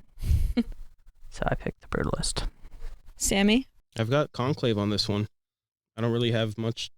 I just like it the most out of all these ones, really. Yeah. Okay. It's good. The Brutalist. It's a good one. Brutalist probably be runner-up, but Conclave, I listen to the Conclave score like regularly, so I just love it. So, yeah. The Brutalist has a wide lead, but Conclave is second. The Brutalist score was really, it's one of the most powerful of the year. Conclave score, I could see that winning. I think Conclave might be a surprise win in a lot of categories. It may not be the front runner for many, but I think it could snag a few awards. But I did like the Conclave score because I told you it reminded me a little bit of Oppenheimer Yeah, you did mention that. But you didn't see that.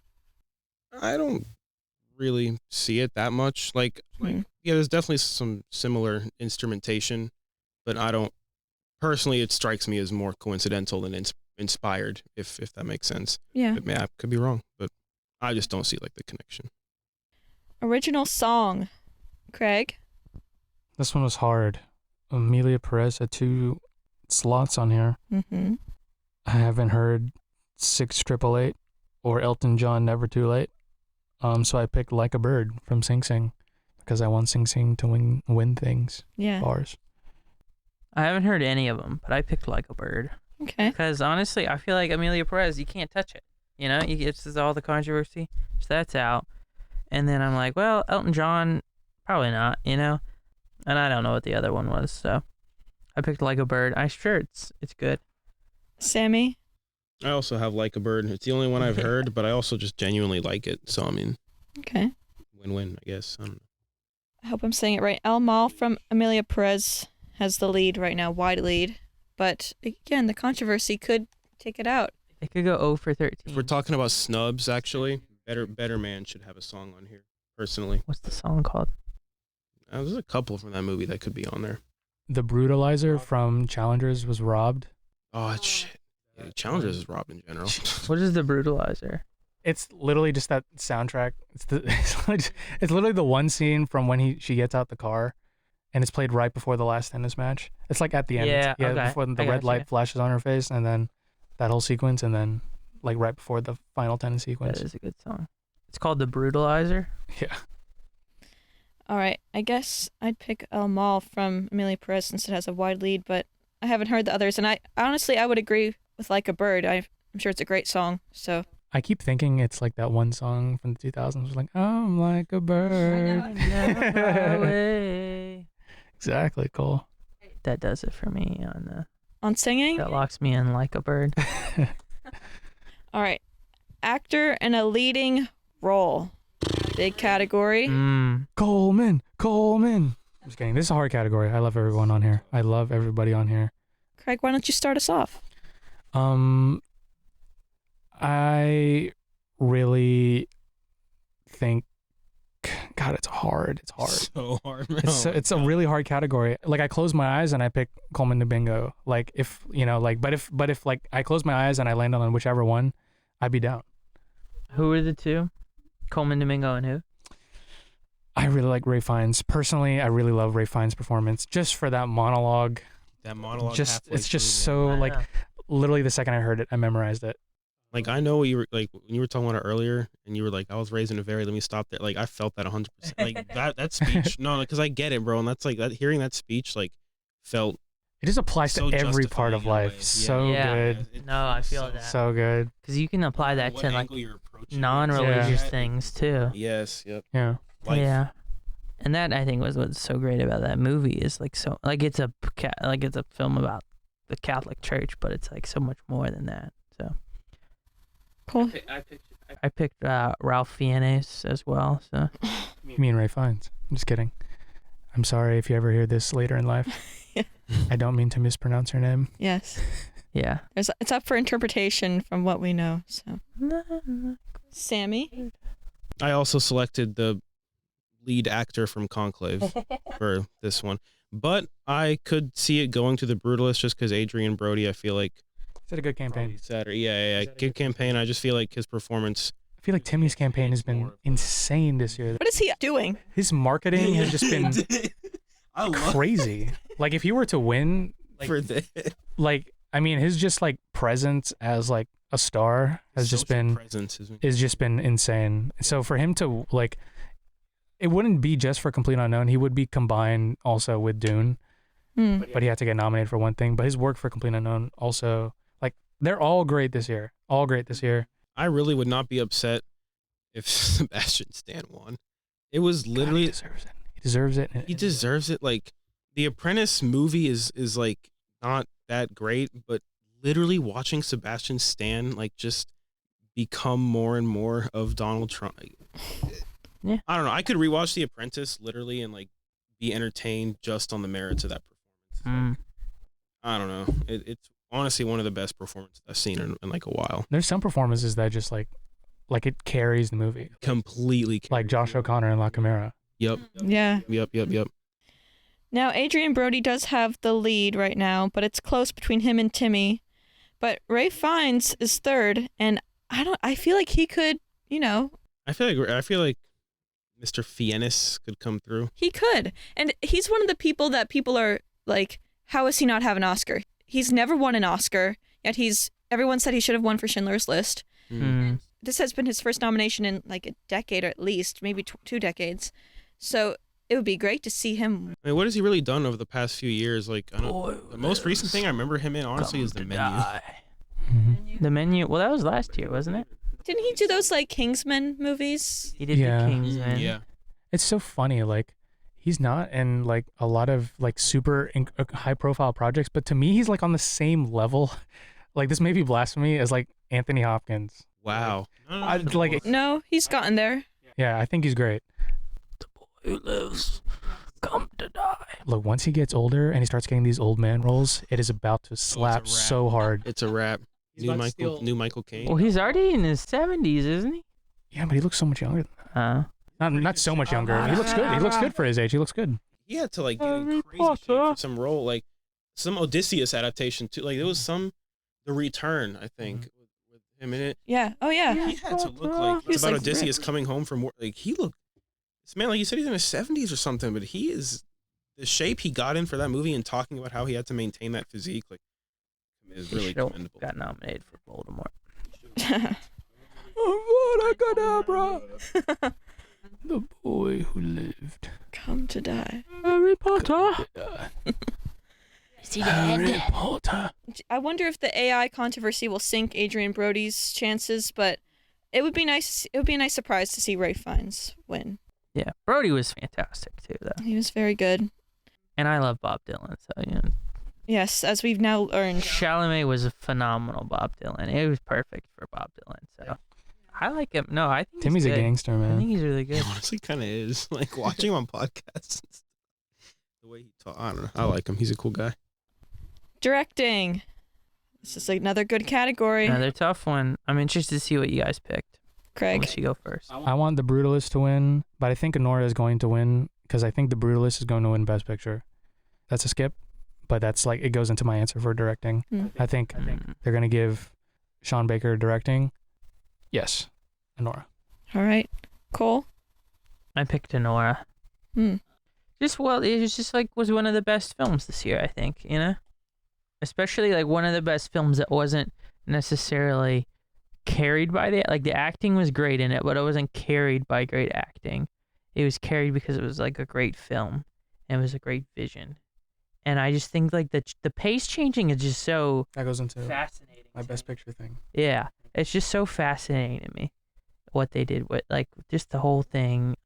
And I thought it was a pretty interesting story, and the way he told it, I thought was great. And you really feel the mood shift. And I feel like a great director makes you feel things, and you really feel things with Anora.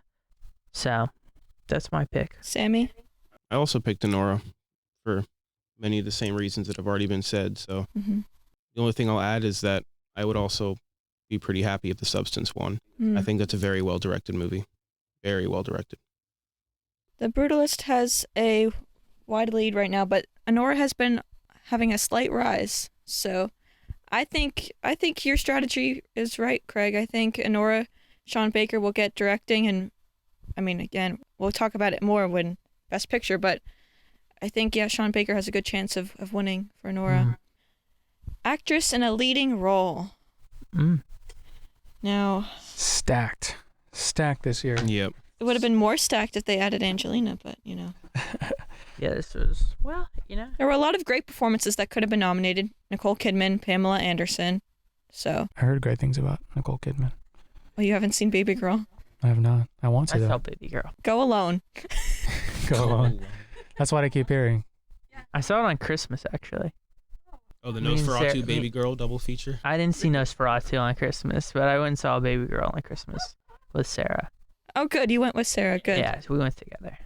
It was actually a good movie. It was. Yeah. Yeah. Best actress in a leading role. Craig. I have Mikey Madison is my prediction. I think she has so much traction behind her. But I, like a personal pick, I really think Cynthia Erivo also deserves it. For those who have seen Wicked, obviously, like I had not seen the original the original Broadway musical, but she is, in the third act especially, absolutely show-stopping. And I was like, holy crap, like that was incredible. I was like, generational performance. Damn. Okay. So, just for the third act alone, but yeah. Cool. I picked Mikey Madison. I thought she was awesome. I thought she played the part perfectly. And just so much depth to the character and so much of an arc and just so much going on. I thought it was phenomenal. So Mikey Madison's my pick. Samy? Yeah, it's definitely going to go to Mikey Madison, but I would like Demi Moore to get it low-key. You don't think she's going to win? You two have seen the Substance, Craig and Samy. Yeah. You don't think? No, I think there's a fair chance of her winning, but I just think... I don't think she has the traction of Mikey Madison. Really? Yeah. Yeah. Huh. Crazy freaking, like, support. Fernanda Torres, you guys... I haven't seen it yet. Yeah, we haven't seen it yet, but she did win the other Golden Globe. Oh, snap. Yeah, Best Actress, it was Demi Moore and Fernanda Torres, yeah. All right, so Mikey's the favorite. Who won the SAG award? That hasn't happened yet. Oh yeah. No, because usually those are like the determinants because a lot of the voters carry over in those same categories. Yeah. That'll be interesting to see. Like in the departments, like the DGA, the Directors Guild, Mm-hmm. carries over to Best Directing, and a lot of them like spread out in a lot of the. Interesting. So those are usually like a good determinant of who's gonna win. Yeah, it would have aired by now. The event would have happened by now, but it got postponed. Delayed because of the fires, right? Oh yeah. Yeah. Demi Moore has a pretty wide lead. Whoa. Wide lead. Huh. Wide lead. That's crazy. I'm kind of surprised you guys are saying that Mikey Madison has a lot of traction because I've seen Demi Moore get a lot of traction. Mikey is in third place. Fernanda Torres is second. Damn, Mikey's in third. I don't know. I haven't seen The Substance. I can't watch The Substance, so that's why I was really curious what you guys thought about it because she has become the favorite. And Fernanda Torres, I would love to see her in I'm Still Here, but it's pending for all of us right now. But well, Hollywood kind of likes movies about, like the voters. That's something I feel like the voters can relate to. Yes. So yeah, not super relate to obviously, but like it's something that could like possibly resonate with a lot of people in like the acting industry. Yeah, they like Hollywood movies about Hollywood. It's a trend. There's like I watched many video essays on it. It's very interesting. Yes. Yeah, I mean, in a perfect world, Angelina would be winning, but she had a great performance. A great performance. Zendaya also should have got nominated. Zendaya.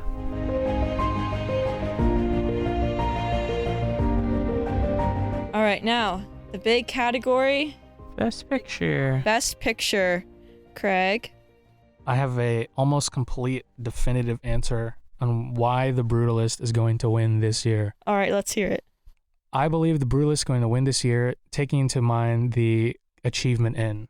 And The Brutalist, with the amount of money and the days shot and a lot of the work that went into just trying to produce the film. So it's not just like directing, it's all the departments and like from conception, making it into a real thing. What they did with the amount of money, obviously with the leeways they had, like even with the slight controversies of AI, they made a fantastic film, super low money, shot in like what I think it was 23 days or something like that. Yeah, something like that. That's insane. And I feel like that's why, like in terms of all the other ones are fantastic. And I love Dune Part 2, like beautiful. Like I love that movie. Anora is great. Conclave is great. I obviously haven't seen Nickel Boys, but I heard that was fantastic too. But like all the traction, like all the stories about the inception of the movie, I feel like it's like a no-brainer on that. Achievement of, Best Picture is going to, for me, The Brutalist. Interesting. Okay. Cole? I picked Anora. I just thought it was great. It was between Anora and Conclave. Probably my two favorites of the season, of the year. I mean, Conclave is a great movie. I loved it. I think Anora pushed the envelope a little more, and that's why I liked it. The one thing that pushes Anora over Conclave for me is like the fact that Conclave isn't adapted and Anora is something entirely original. Yeah, and original like wins me over. I agree with you 100% there. Like, Conclave is incredible, but at the end of it, yeah. I 100% believe there's not like enough original work out there. So I love the idea that an original would win. That's a great point, Sammy. But yeah, I just thought visually beautiful, acting great, script great, editing, cinematography, directing, all of it was awesome. It might have the most, I didn't count, but I think that might have been the most that I picked it for, although it was pretty spread out. I liked The Brutalist, but I just didn't I don't think I loved it as much as the Conclave or Anora, so went with Anora. But I mean, I everything I saw, I think I've liked so far. There hasn't been anything that I'm like, oh, that was terrible. And mainly because I haven't watched Emilia Pérez yet, so that'll come, I'm sure. But that'll probably be the one I don't like. But I think I'm excited for the other 9. And yeah, Sammy. This was a really, really tough one, but I did end up picking Anora. Yeah. I don't know. With this one, I tried to strike the best balance I could between what I think will win and what I would want to win. Mm-hmm. Like The Brutalist, I think you put it perfectly correct. Like the logistics and circumstances surrounding The Brutalist's production alone make it such a Best Picture goes to the producers because they're the ones that get to receive the award. It does seem like almost a no-brainer that The Brutalist will win Best Picture. Like, even though I personally don't want it to, but it almost certainly will. But I would just love if there's too many on here. I honestly would like to win. I picked Anora just because it's the most original. I think it's something that really, really drew me to it on first watch and even more on rewatch is it is such an accessible movie. Like, you could show this movie honestly to a casual film fan and they would probably really it's accessible, but it's also so rewarding in its subtlety and in its characterization. We talk about it and we're obviously heavy into film, so we can dissect it and pick it to pieces, but I really feel like you could show this to a casual moviegoer and even they would find things to enjoy with it. I would love if Dune won. Low-key would love if The Substance won because I just really respect Coralie as a filmmaker. So I would not be disappointed with anything on here except obviously Emilia Pérez. Or Wicked. And A Complete Unknown. It just wasn't. And Wicked. So yeah, those 3 actually. Yeah. Anything else can take it. So The Brutalist does have the number 1 spot right now. Anora second. Conclave is rising. Anora second? Anora second, yeah. Which makes me think, could Conclave come and take it? I have a feeling Conclave will win enough other awards. It won't really win Best Picture. Yeah. It seems almost a given that it's going to get adapted screenplay. Yeah. I feel like it's just such a year where there's just not a runaway favorite. So it's just so hard to pick what's going to happen. Last you know year what I mean? Oppenheimer sweep. It was Oppenheimer. And then the year before, I think Everything Everywhere at Once was really sweep, it was pretty really popular, strong, you know? Yeah. I feel like this year it's more like the year before, which was Power of the Dog and Coda, right?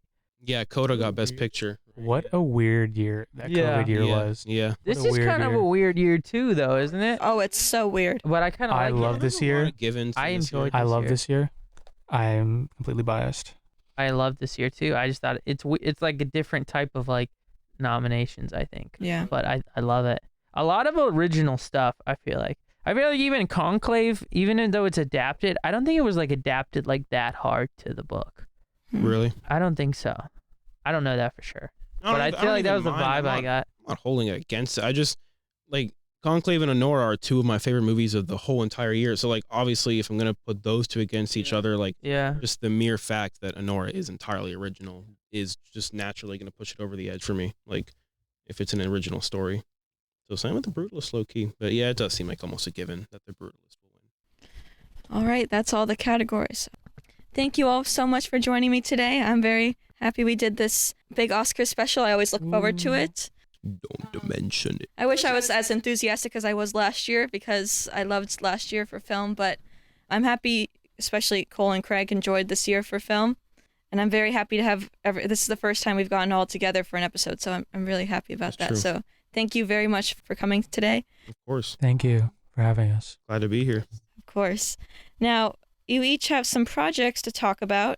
So, Cole, you did win an Emmy, as we talked about in the 2024 in film episode. I did. Waiting for Rebuild. You can watch the whole 45 minutes video online. I'll put the link in the episode description. And the 45 minutes includes the work I did, but it also includes the work our station in Tampa did as well, which they also won an Emmy for, actually in the same category. Oh, yes. But because we're like affiliated together, we combined it so that to put the story out there. So their work's in it, my work's in it, and then my colleagues at my station's work's also in it. So all that won Emmy. Yes, yes. Very. Congrats. Yes, congratulations again. Thanks, guys. Excellent achievement, and I can't wait for the next one so I can say 2-time Emmy-winning photojournalist. Samy, last time we talked about Waveform for 2024 in film. How's Waveform going, and what's the film festival run? It's good. I'm submitting it to. I'm submitting it to fests and waiting to hear back on Anatomy of a something. I forget the second half of that title, but something. Craig, do you know it? It's It's panic or heart attack. Panic, Anatomy of a Panic at the Disco. Working on a Or script. just a regular attack. Just an attack.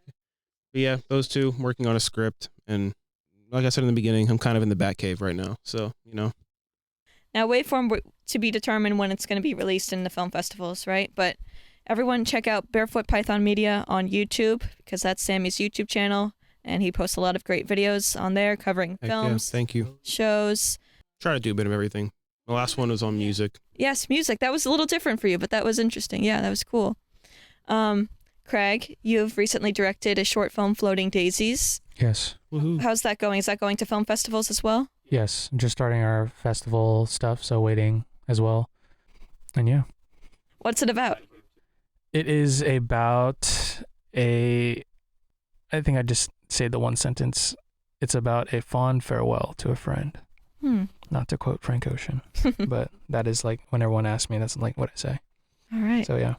Your latest short film, but you didn't write this one. No, it was brought to me by the producer and actress and writer Dejana Burrows, who's now become my good friend, and I think it was great. All right, and that's to be determined for wide release and such. It'll go to the festivals first. Yeah.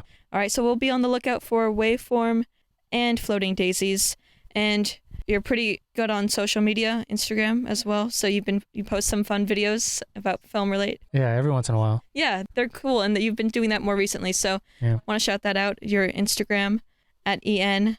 Yeah, Ienne Film. Yeah, spelled IENNE, not the regular way. Right, and you're on YouTube as well. Yes, on all the platforms. All the platforms. Look for Ienne Film. Thank you, Elizabeth. Of course. Thank you all for joining me today. This was fun. Thanks for having us. Thank you all for listening. I think this is the beginning of a beautiful episode. Bye, everyone. Bye. Peace out.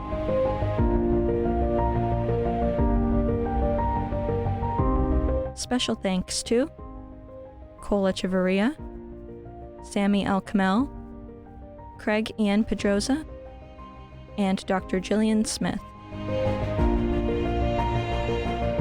This episode was recorded on February 6th, 2025.